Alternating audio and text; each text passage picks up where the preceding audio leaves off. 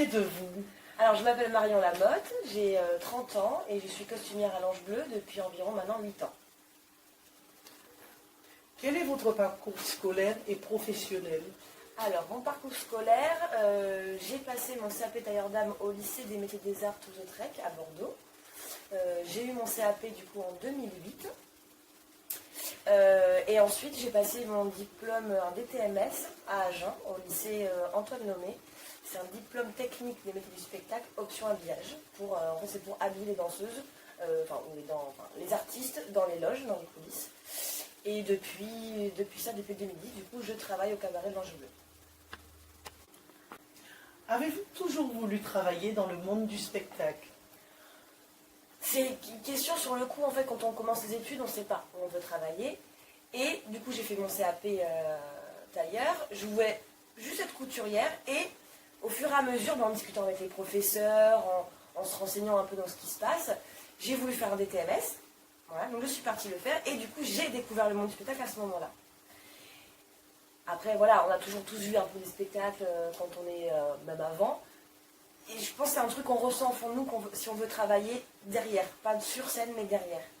Et en fait, du coup, j'ai découvert le monde du cabaret, parce que dans le monde du spectacle, il y a le tournage de films, il y a même la mode, les défilés, c'est quand même du spectacle maintenant. Le théâtre, qu'est-ce qu'il y a d'autre? Il y a un panel qui... Voilà. Et moi, j'ai décidé de me consacrer au monde du cabaret.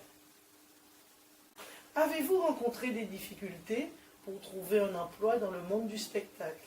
Alors, par chance, j'ai eu zéro difficulté, car au final, quand on est au lycée, donc le CAP des TMS, on fait des stages. Et en faisant des stages, on peut avoir une affinité avec ceux qui nous embauchent, ceux qui nous donnent cette chance-là. Et si on travaille bien, justement, leur dire, écoutez, quand j'aurai mon diplôme, je souhaiterais venir travailler chez vous, êtes-vous d'accord? Voilà, tout ça. Et l'Ange Bleu, quand je suis venue en stage, voilà, je suis tombée amoureuse du lieu, amoureuse des personnes qui travaillent ici, même de mes patrons. Et du coup, voilà, tous les week-ends, je venais au cabaret, leur montrer que j'étais présente, que j'étais là, que je voulais travailler dans le monde du spectacle, et notamment chez eux. Et quand j'ai eu mon diplôme, je suis allée les voir en disant, voilà, j'ai mon diplôme, je veux travailler chez vous. Et ils m'ont pris de suite. Quelles sont les satisfactions que vous éprouvez à travailler dans le monde du spectacle? La satisfaction, c'est quand vous allez avoir un artiste, donc n'importe, un danseur, chanteur, tout ça, même magicien, qui vous dit, voilà, je veux un costume, mais je sais pas. Donc on va partir à créer le patron, faire des essayages avec lui, choisir les choix des tissus, voilà, le mettre en valeur à lui-même pour qu'il soit à l'aise pour chanter ou danser ou faire de la magie. Et après, lui, il va monter sur scène, donc déjà, il va être en confiance de lui-même. Et après, quand vous entendez des fois les clients dire c'était magnifique, les costumes sont géniaux, et là, voilà, même pas besoin d'avoir un remerciement, d'être acclamé sur scène et tout ça, rien que d'entendre ça, on se dit je sais pourquoi je fais ce métier.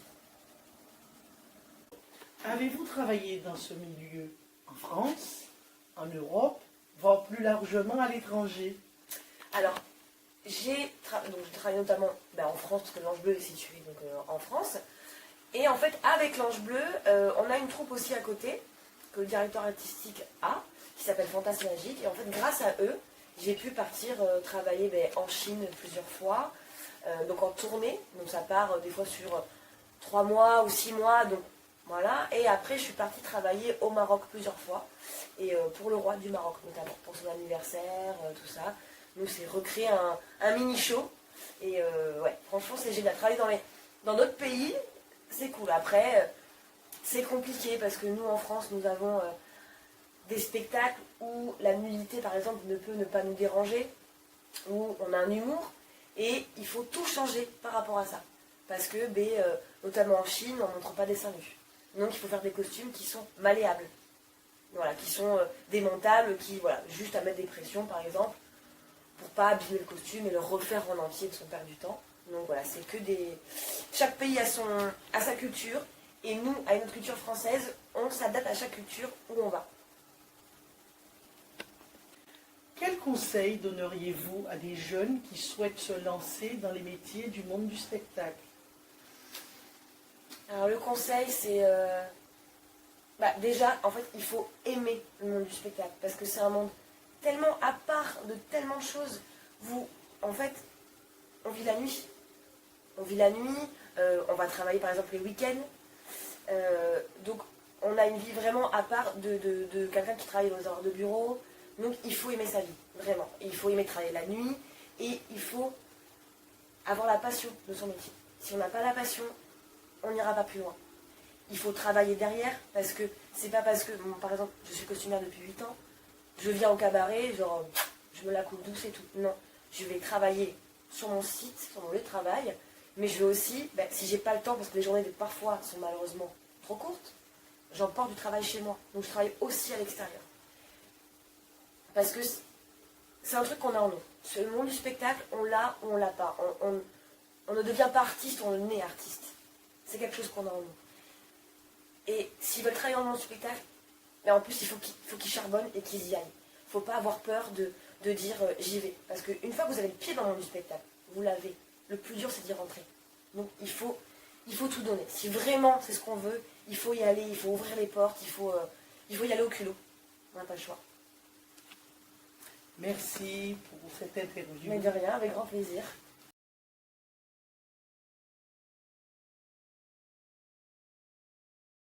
Bonjour, qui êtes-vous? Moi, je suis Faustine et je suis une ancienne élève du lycée Toulouse-Lautrec, le lycée des métiers d'art. Quel est votre parcours scolaire et professionnel? J'ai fait un BEP et un bac pro métier de la mode et ensuite un CAP tailleur d'âme en un an. Vos motivations pour créer votre entreprise? Alors, moi, sortie d'études, j'ai fait beaucoup de petits boulots dans plein d'endroits différents.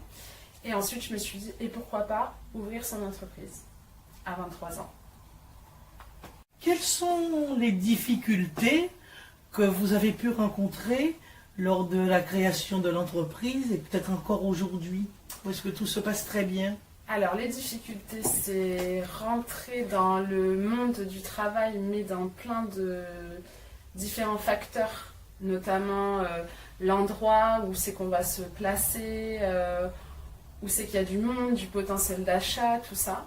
Et après, de nos jours, ce qui est compliqué, c'est de garder une vraie clientèle fidèle. Quelles sont les satisfactions d'être une jeune chef d'entreprise? Alors, notamment, ça apprend beaucoup de choses et ça fait grandir, ça c'est vrai par contre. Et ça m'a permis d'avoir une expérience commerciale énorme et à rencontrer énormément de gens. Quelle évolution de carrière au niveau européen ou au niveau international vous envisagez?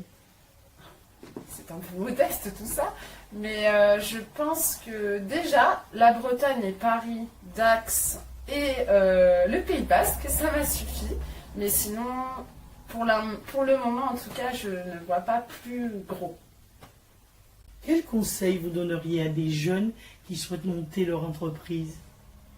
Alors, il faut être très motivé, ne pas avoir peur de n'avoir personne au début, parce que la clientèle ne vient pas d'un claquement de doigts. Mais à la fois, il faut quand même s'armer de beaucoup de choses pour ne pas avoir peur de l'échec, parce que ça peut arriver malheureusement. Mais après, si les parents aussi sont derrière, c'est important aussi. Alors, la Chambre des métiers vous a-t-elle apporté une aide? Oui, c'est entièrement la Chambre des métiers qui m'a aidé à créer l'entreprise. Notamment le placement, de faire des calculs par rapport à la commune de Pessac, par exemple. On s'occupe entièrement de vous de A à Z.